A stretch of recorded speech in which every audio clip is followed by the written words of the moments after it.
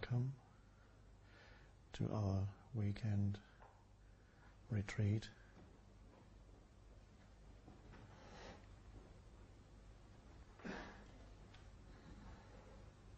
At this beautiful sacred place.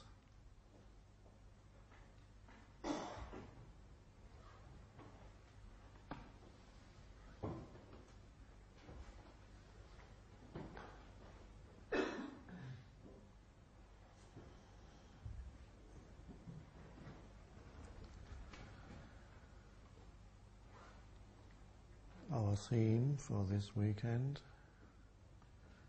is stillness.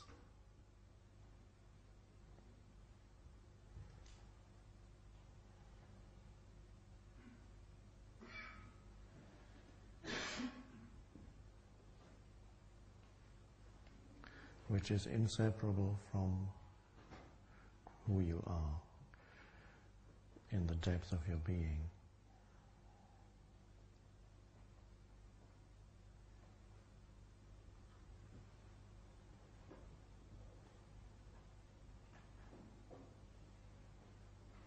One could say, everybody is still already. The stillness is already there. It does not need to be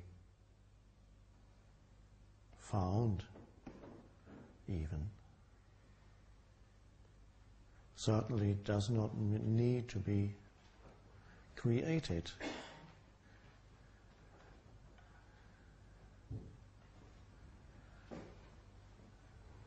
Because it's already there.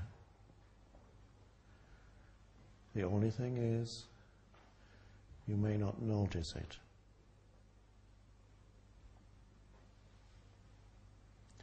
If there's a lot of mental noise, then you just don't notice it, that it's there. And also you don't notice a dimension within yourself that is far deeper than the movement of thought.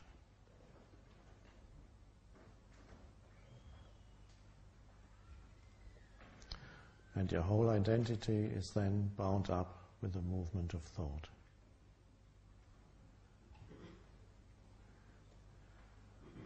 A mind-created sense of self.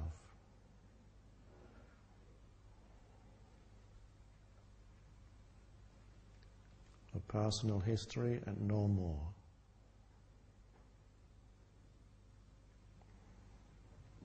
That is soon coming to an end. Soon, next year or in 40, 50 years' time, it's soon.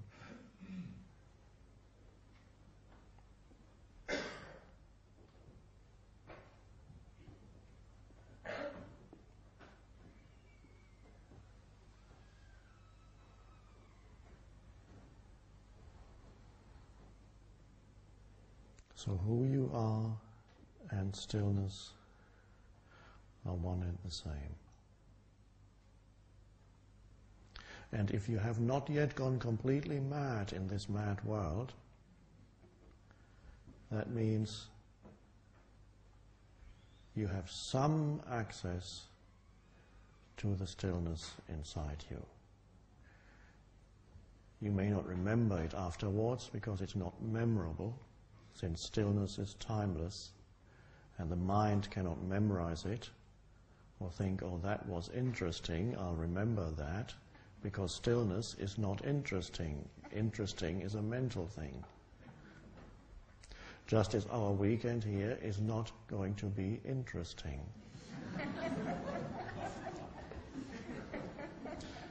You may have noticed that already.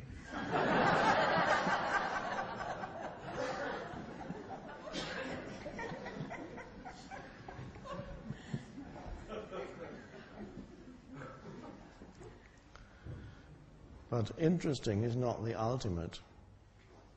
It's only the ultimate to the human mind. You can go out here and look at a tree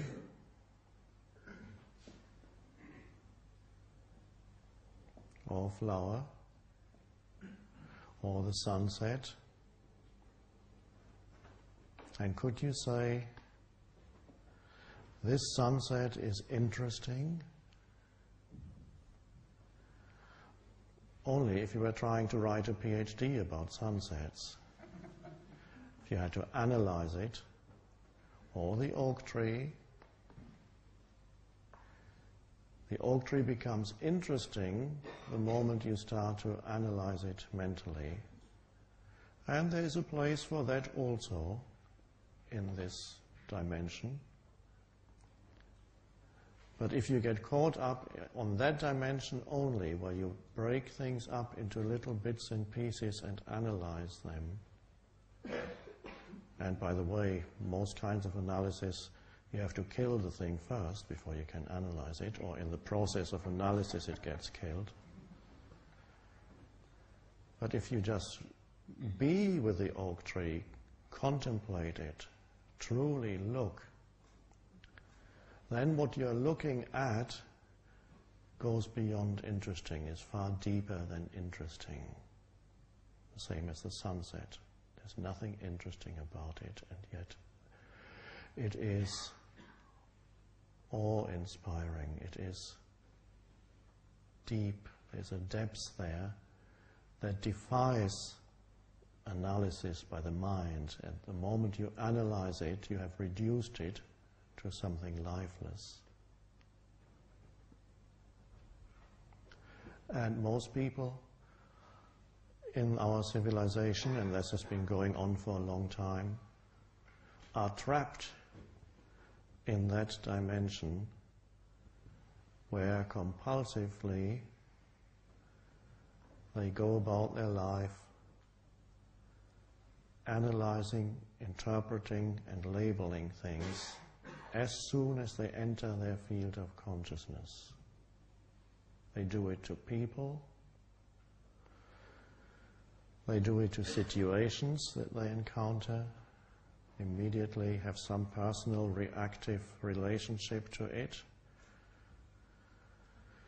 They do it to nature, and they can no longer perceive the sacredness that is there in nature, because they approach it only through thinking. And that is a dreadful prison that you then end up in, the prison of your own mind. And then you approach your whole life only through that.